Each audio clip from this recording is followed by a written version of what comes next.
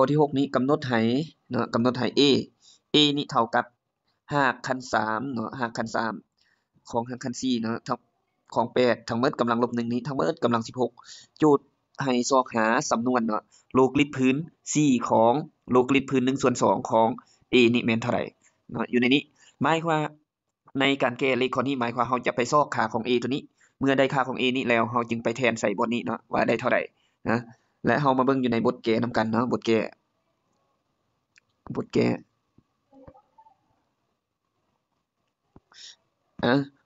เลขอยู่ในเลขข้อนี้เนาะเราต้องจื้อเกี่ยวกับสูตรคิดไล่อันที่1หั่นเนาะสูตรคิดไล่สูตรที่ต้องได้ใส่อันที่1แม่น5คัน n ของ a กำลัง m นี้จะเท่ากับ a กำลัง m ส่วนให้ n นะอันที่2แม่นโลกฤทธิ์พื้น a ของ p กำลัง k ได้1จะเท่ากับ k โลกฤทธิ์พื้น a ของ p อันที่3นะโลกฤทธิ์พื้น a ของกำลัง k ของ p อยู่ในนี้จะได้อยู่1ส่วนให้ k โลกฤทธิ์พื้น a ของ p บัดนี้เรามาจากบทเลขนะจากบทเลขบัดนี้นะจากบทเลขจากตัวนี้จาก a นี้ a เท่ากับนะ a เท่ากับ5คูณ3ก็5คูณ4ของ8กำลังลบให้1นี้ทั้งหมดกำลัง16อยู่ในนี้นะ5คูณ3 5คูณ3เนาะถ้าเป็น5คูณ3อยู่ในนี้นะจะกลายเป็นเราจะเริ่มจากเบื้องในสุดนี่เนาะเริ่มจากเบื้องในสุดอยู่ในนี้ก็จะเท่ากับนะเริ่มจาก8กำลังลบ1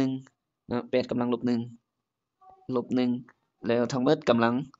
5คูณ4ก็กลายเป็น1ส่วน4แล้วอยู่ในนี้1ส่วน3 5คูณ2ของ3 5คูณ3ก็เป็นอยู่1ส่วน3ทั้งหมดกำลัง16และอยู่ในนี้จะเท่ากับ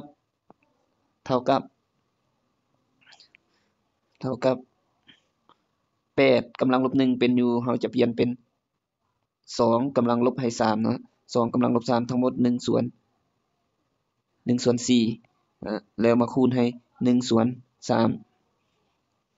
และเรามีคุณลักษณะของเลขกำลังเนาะ a กำลัง m ทั้งหมดขึ้นกำลัง n นี้จะเท่ากับ a กำลัง m คูณให้ n และอยู่ในนี้เนาะกำลังทั้งหมดเนาะกำลัง16จะเท่ากับอยู่ในนี้ก็เท่ากับอยู่ในนี้ก็จะได้อยู่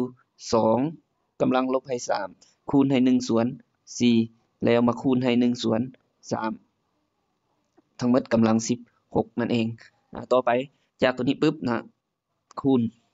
เราจะสังเกตเห็นว่า3กับ3นี้หารกันหมดไปนะสุดท้ายจะเหลืออยู่นะบทโจทย์นี้จะเหลืออยู่2นะ2กำลังลบ1ส่วน4ทั้งหมดกำลังให้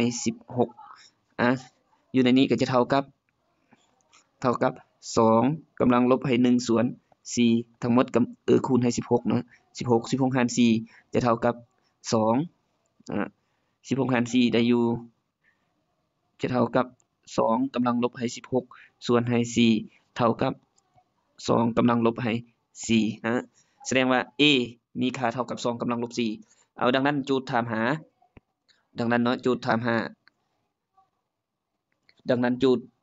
บทเลขที่โจทย์ถามหาเนาะดังนั้นเราจะได้ดังนั้นเนาะดังนั้น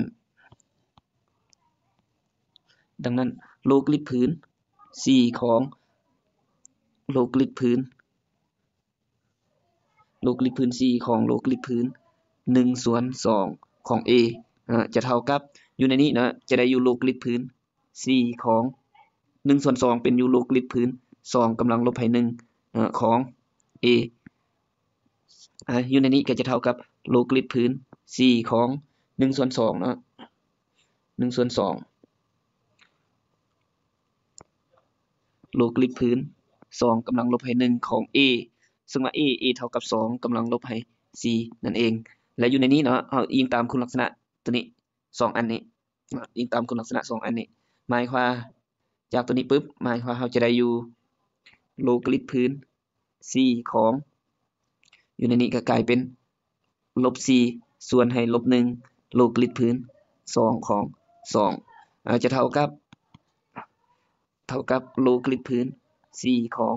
4โลกฤตพื้น2ของ2เนาะอยู่ในนี้และเรามีคุณลักษณะแม่นโลกฤตพื้น a ของ a มีค่าเท่ากับ1แสดงว่าทั้งหมดอยู่ในนี้2ของ2นี่มีค่าเท่ากับ1เท่ากับ1แสดงว่าสุดท้ายจะเหลืออยู่โลกฤตพื้น4ของ4ดังนั้นโจทย์ข้อนี้มีค่าเท่ากับ1นั่นเองเนาะ